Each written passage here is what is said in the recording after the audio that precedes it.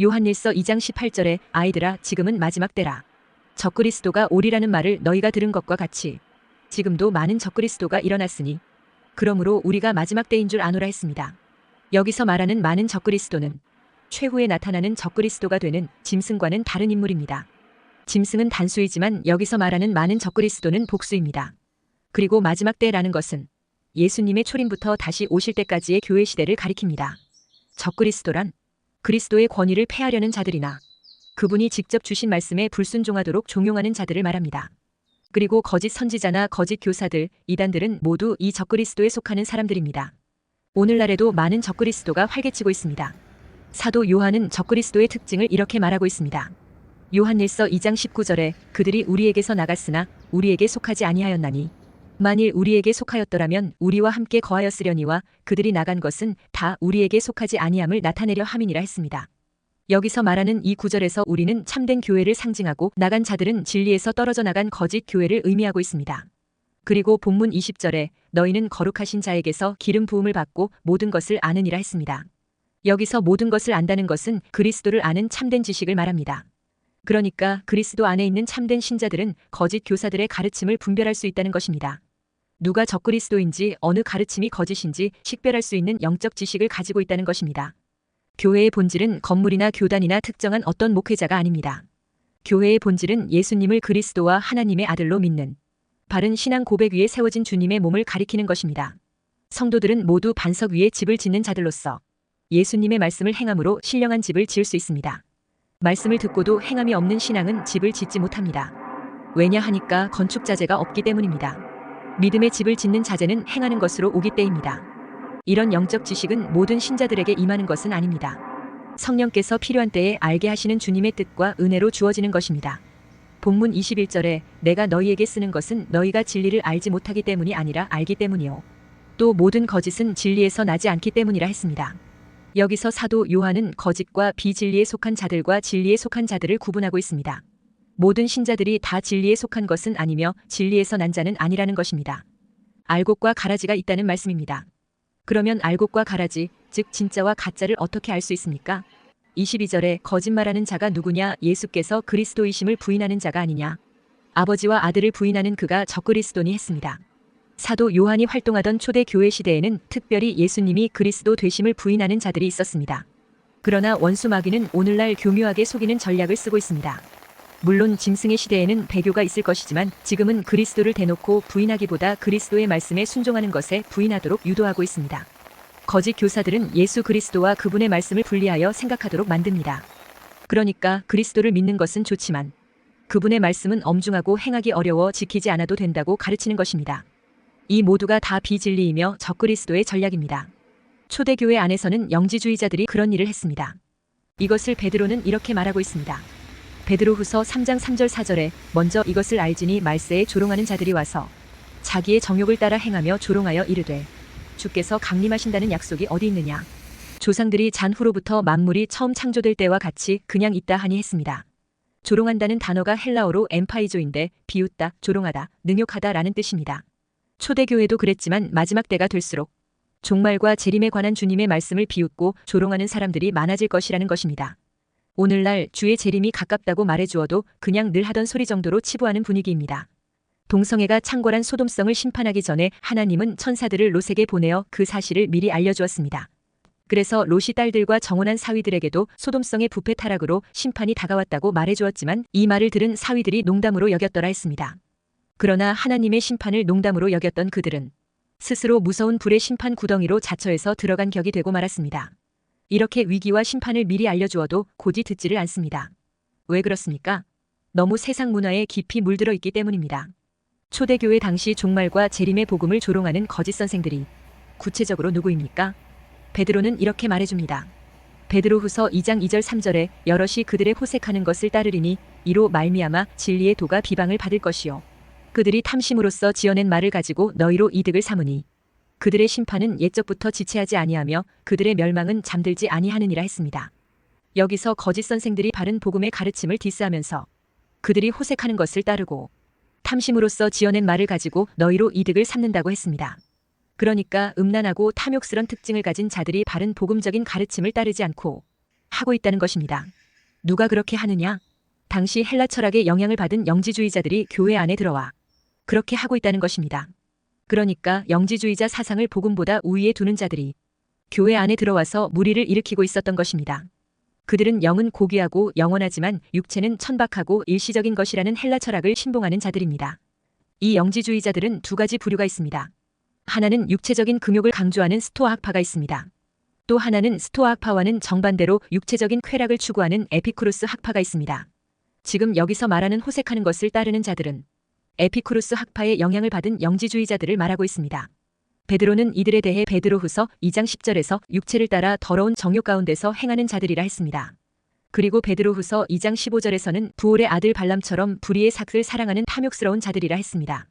이들이 교회 안에 들어와 성도들의 순전한 믿음에 악영향을 끼쳐 변질시킨다는 것입니다.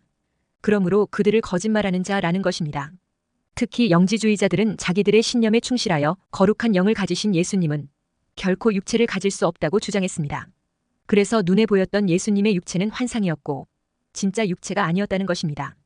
다시 말해 자기들 사상에 충실하다 보니 예수님의 성육신을 부인해버린 것입니다. 그래놓고 또 우리가 가지고 있는 이 육체는 저급한 것이라는 것입니다. 그러므로 아예 육체는 포기하고 육체 안에 있는 영만 거룩하게 보존하면 된다는 것입니다.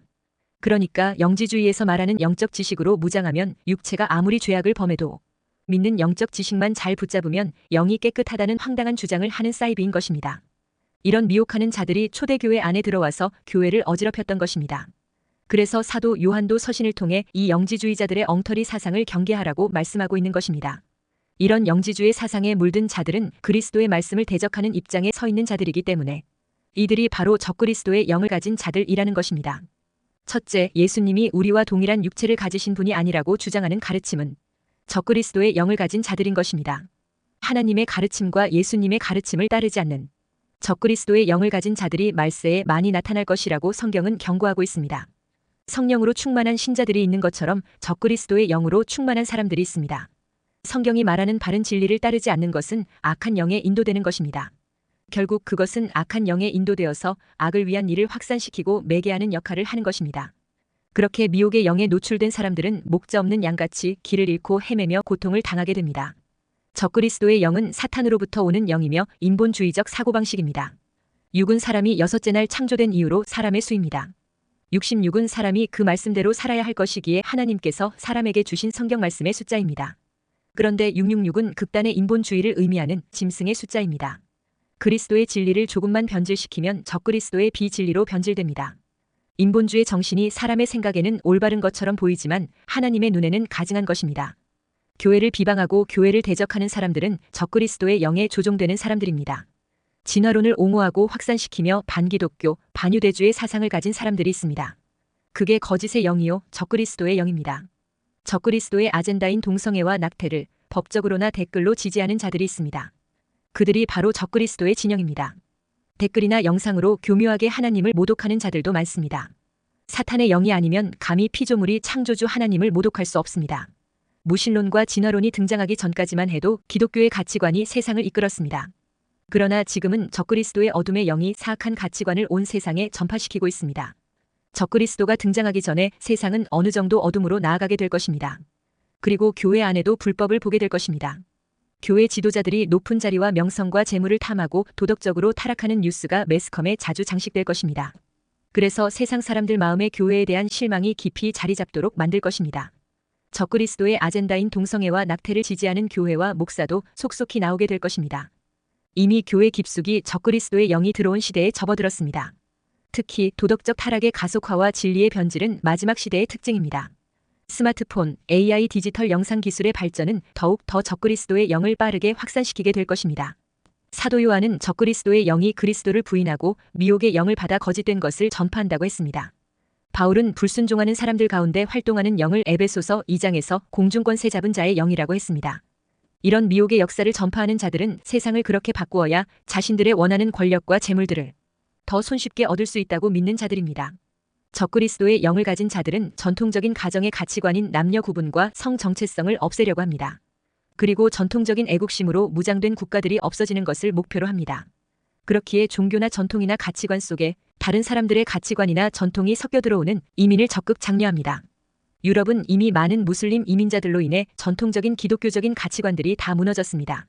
그리고 양성평등과 동성애 합법화와 함께 국가 간의 경계선까지 점점 흐려지게 만들면서 적그리스도적인 통제 세상을 만들 수 있는 정서적인 기반을 거의 완성해 가고 있는 중에 있습니다.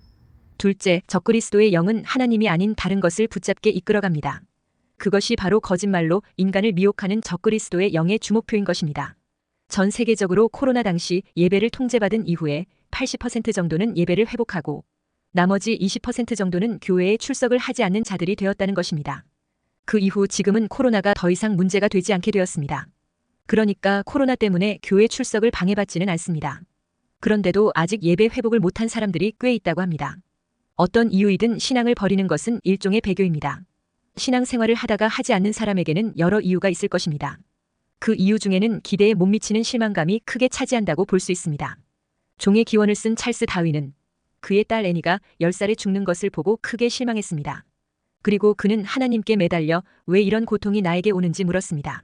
그러나 아무리 물어도 납득할 만한 대답이 없었습니다. 그러자 그는 하나님에 대한 신앙을 버렸습니다. CNN을 설립한 테드 터너도 그 여동생이 희귀병으로 죽어가는 것을 보며 괴로워 하나님, 내 동생이 무엇을 잘못했나요? 하고 물었습니다. 그는 기독교는 그 어떤 대답도 내게 해줄 수 없었다며 신앙을 버렸습니다. 고통의 문제가 해결되지 않자 하나님을 떠났습니다. 그런데 고통은 관점의 문제입니다.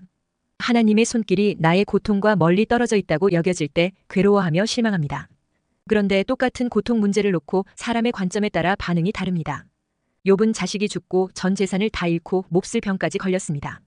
그런데도 그는 하나님의 주권을 믿고 신앙을 버리지 않습니다. 그러나 곁에서 지켜보던 욥의 아내는 욥이 망하는 모습을 보고 견디다 못해 신앙을 버리고 떠나갑니다. 이렇게 비록 이해할 수 없는 고통이 오더라도 그 의미를 탐구하며 하나님 앞에서 신앙을 유지하는 사람이 있습니다. 그런데 반대로 똑같은 고통을 당했는데 내가 왜 이런 고통을 겪어야 되는데? 하며 이해할 수 없다고 분노하며 하나님을 떠나는 사람이 있습니다.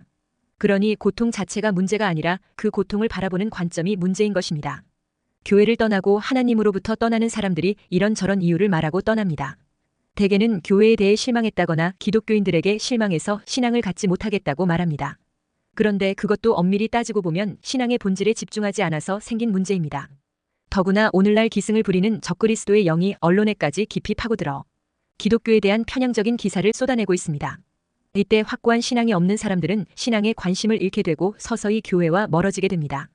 그리고 불신자들이 가장 많이 던지는 질문이 있습니다. 너희 기독교의 하나님이 참 신이라면 왜 내가 아는 많은 기독교인들의 삶에 변화가 없는 것일까? 왜 너희 예수쟁이들은 입술로만 변화가 있느냐? 는 것입니다. 그런데 예수님도 그를 따르는 자들에게 같은 말을 했습니다.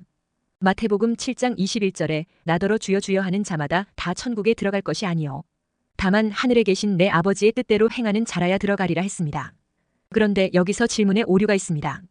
왜 기독교인만 특별히 달라야 한다는 기준을 가져야 하느냐는 것입니다. 무슬림이나 불교인이나 힌두교인들은 그들의 삶이 변화되었습니까? 그들은 기독교인보다 더 도덕적입니까? 그런데 이들 종교인들은 특별히 달라야 한다는 문제로 비난을 받거나 종교를 버리고 하지는 않습니다. 그런데 왜 유독 기독교만 그렇게 해야 되는 것인가요? 그러니 모순적인 질문을 하고 있는 것입니다. 그리고 또 그들이 실망했다고 생각이 들었을 때 그들이 믿은 대상이 하나님인지, 신자인지, 창조주 하나님을 믿은 것인지, 사람을 믿었던 것인지 스스로 물어보아야 할 것입니다. 오늘 이 말세는 적그리스도의 영이 기승을 부리는 시대입니다. 그동안 온갖 적그리스도의 영이 활개 칠 수 있는 사조들이 나타나 세상을 휩쓸고 있습니다. 진화론, 계몽주의, 사회주의, 무신론, 악하고 음란한 세상 문화가 그렇습니다. 특히 악하고 음란한 세상 문화가 얼마나 강한지 현대 기류 중 하나가 기독교의 도덕성이 자기들의 자유를 방해한다고 생각하는 사고방식입니다. 그래서 그들은 기독교를 억압적인 것으로 여깁니다. 그래서 그들은 기독교의 도덕적 기준을 벗어나 성적 자유와 취향을 마음껏 쫓아 살아가려고 합니다. 요한계시록은 말세에 하나님에 대한 신앙을 가지기 어려운 7 유형이 사람을 말해줍니다. 계시록 6장 15절에 땅의 임금들과 왕족들과 장군들과 부자들과 강한 자들과 모든 종과 자유인 이라고 했습니다. 신앙을 버리게 되면 하나님 앞에서 지켜야 하는 도덕법이 없어게 됩니다. 그러니 해방감이 생길 것입니다. 그러나 그렇다고 해서 창조주로부터 받은 양심에 심어진 도덕률까지 사라지는 것은 아닙니다. 그래서 무신론자라고 해도 죽음에 이르러는 사후에 대해 번민하게 되는 것입니다. 그러니까 하나님을 버리고 신앙을 버리는 것이 당장은 편할 수 있습니다. 그러나 죽음 앞에 서게 되면 돌이킬 수 없는 후회와 불안이 엄습해 오는 것입니다. 그리고 안타까운 것은 죽음의 벼랑 끝에서도 회개할 수도 없는 것입니다. 왜 그렇습니까? 평생 기독교를 대적하고 허무는 일에 앞장서 왔기 때문인 것입니다. 셋째, 적그리스도의 영은 미혹의 영이기 때문에 하나님도 아닌 것을 하나님처럼 붙잡고 믿게 만듭니다. 말세는 고통하는 시대입니다. 그래서 마귀는 하나님도 아닌 것을 하나님으로 숭배하게 만드는 적그리스도의 영이 활개치는 시대입니다. 진화론이라는 신은 1859년에 나타나서 셀 수 없는 사람들을 지옥으로 보냈습니다. 무신론을 하나의 신으로 만들어 확산시켜 많은 사람을 영원한 사망에 떨어지게 만들었습니다. 계몽주의는 200년 전에, 사회주의는 160년 전에, 공산주의는 80년 전에 나타나 기독교를 크게 약화시켰습니다. 오늘 이 마지막 시대는 돈과 사치와 풍요의 신을 숭배하는 시대가 되었습니다. 돈을 신처럼 떠받드는 세상이 되었습니다. 그래서 재물을 만몬신이라고 말합니다. 그리고 문화는 악하고 음란한 문화가 세상을 주름잡고 있습니다. 온 세상에 악이 편만하게 퍼져 사람들이 그게 악인지도 잘 모르고 있을 정도입니다. 그리고 이미 음란은 노아 홍수 시대와 소돔 고모라 시대를 추월하고 있습니다. 이 모든 것이 다 계시록에 나오는 바벨론 음녀의 활동들입니다. 하나님은 이스라엘 왕들과 백성들이 애굽의 군대를 의뢰했다는 이유로 심판했습니다. 그러니까 하나님보다 더 앞세우는 모든 것이 다 우상이 되는 것입니다. 이 적그리스도의 영과 바벨론 음녀의 영이 활동하는 시대이므로 하나님을 향한 올바른 사랑과 중심을 견지해야 합니다. 세상을 사랑하는 사람은 세상에 보물을 쌓으려 합니다. 그러나 하나님을 진정으로 사랑하는 사람은 보물을 하늘에 쌓아둡니다. 그래야 그것이 우리에게 영원히 남는 공적이 되는 것입니다. 잠깐 있다 사라질 세상을 추구할 것이냐? 영원히 있게 될 천국을 추구할 것이냐? 우리는 매일 선택의 기로에 서 있습니다. 우리가 이 땅에서 세상을 추구할 것이냐? 영원한 천국을 추구할 것이냐? 이것으로 하나님은 우리의 영구한 거처가 결정되게 하십니다. 그러므로 돈을 구원자로 숭배하지 말고 예수님을 구원자로 숭배하시기 바랍니다. 돈을 피난처로 삼지 말고 하나님을 피난처로 삼으시기 바랍니다. 부자 청년처럼 재물을 선택하지 말고 제자들처럼 예수님을 선택하시기 바랍니다. 하나님 앞에 섰을 때 내가 두 주인을 섬겼는지, 한 주인을 섬겼는지 드러나게 될 것입니다.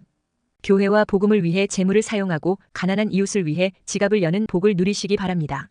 최후 심판대 앞에 섰을 때 우리의 정체성은 많은 소유가 아니라 그 그리스도와의 관계에서 결정될 것입니다.